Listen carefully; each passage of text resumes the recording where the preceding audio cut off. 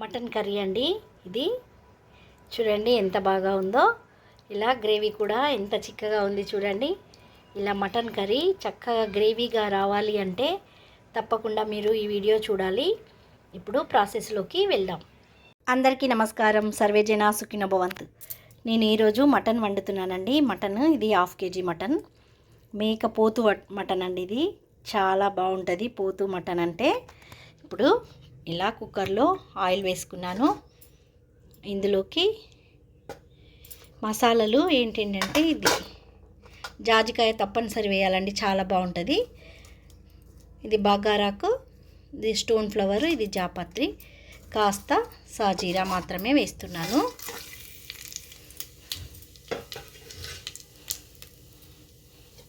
ఇవి వేసిన తర్వాత ఆనియన్స్ వేసుకోవాలి.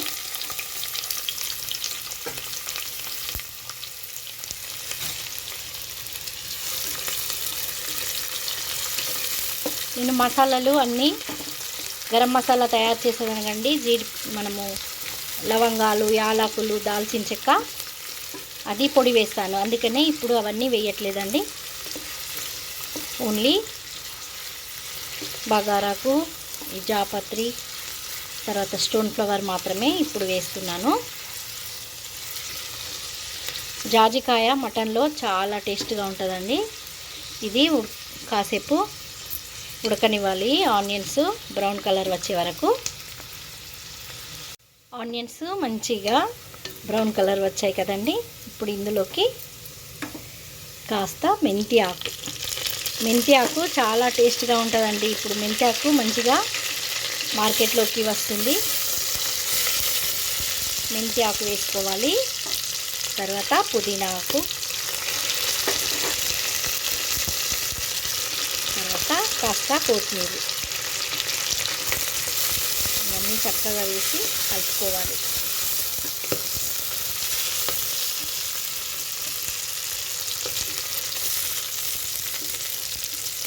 ఇవి ఇలా ఫ్రై అవుతూ ఉంటే ఇందులోకి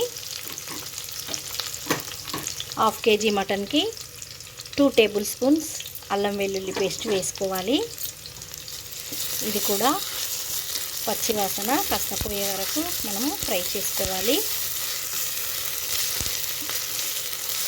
అల్లం వెల్లుల్లి పేస్ట్ నేను ఇంట్లోనే పట్టింది, చూసారా. నేను ఇప్పుడు పట్టి కూడా చాలా డేస్ అవుతుంది. చక్కగా ఉంది. ఏ కలర్లో ఉందో వాటర్ పోయకుండా చక్కగా ఇంట్లోనే మనము రాళ్ళ ఉప్పు, కాస్త పసుపు వేసి పట్టుకోవాలండి. అల్లం వెల్లుల్లి పేస్ట్ చాలా బాగుంటుంది. ఇప్పుడు ఇందులోకి 1 టమాటా కట్ చేశాను, ఇది వేసుకోవాలి.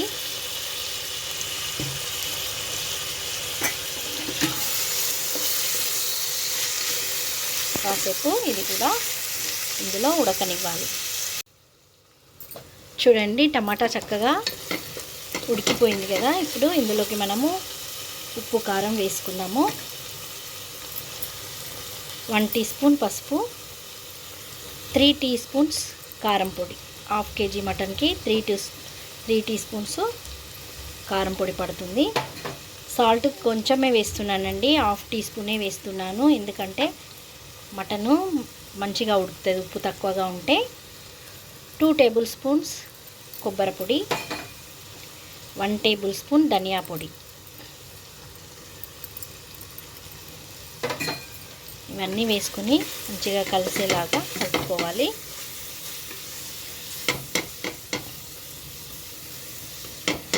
చూడండి ఇది గట్టిగా అయింది కదా. దీంట్లోకి మనము కాస్త వాటర్ పోద్దాం. ఒక 1/2 గ్లాస్ వాటర్ పోసాను.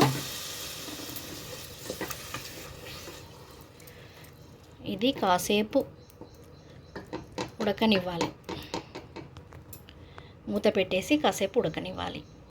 చూడండి చక్కగా ఆయిల్ బయటకు వస్తుంది కదా. ఇప్పుడు మనం ఇందులోకి మటన్ వేసుకోవాలండి. ఇలా మటన్ వేసుకొని చక్కగా అంతా కలిసేలాగా కలుపుకోవాలి. కలుపుకొని మనము వెంటనే వాటర్ పోయొద్దు. ఒక 5-10 మినిట్స్ వరకు ఆయిల్లోనే చక్కగా ఉడకనివ్వాలండి. అప్పుడు చాలా టేస్ట్ వస్తుంది మటన్కి. ఇప్పుడు ఇది మామూలు మూత పెట్టేసి కుక్కర్ మూత పెట్టకుండా ఉడకనివ్వాలి. చూడండి ఆయిల్లోనే ఉడుకుతూ వాటర్ అంతా బయటకు వచ్చేసింది. 10 మినిట్స్ ఆయిల్లో ఉడకబెట్టాను. ఇప్పుడు వాటికి సరిపడా వాటర్ పోసుకోవాలి. 1 గ్లాస్ పోసాను, ఇంకొక హాఫ్ గ్లాస్ పోసేసి ఒక 7-8 విజిల్స్ వచ్చే వరకు కుక్కర్ పెట్టుకోవాలి. చూడండి కుక్కర్ మూత తీసాను, చక్కగా ఆయిల్ బయటకు వచ్చింది కదండి. ముక్క కూడా మంచిగా ఉడికిందండి. ఇప్పుడు ఇందులోకి నేను సాల్ట్ వేస్తాను. 1.5 teaspoon salt, 1/2 teaspoon garam masala, 1 teaspoon ధనియా పొడి,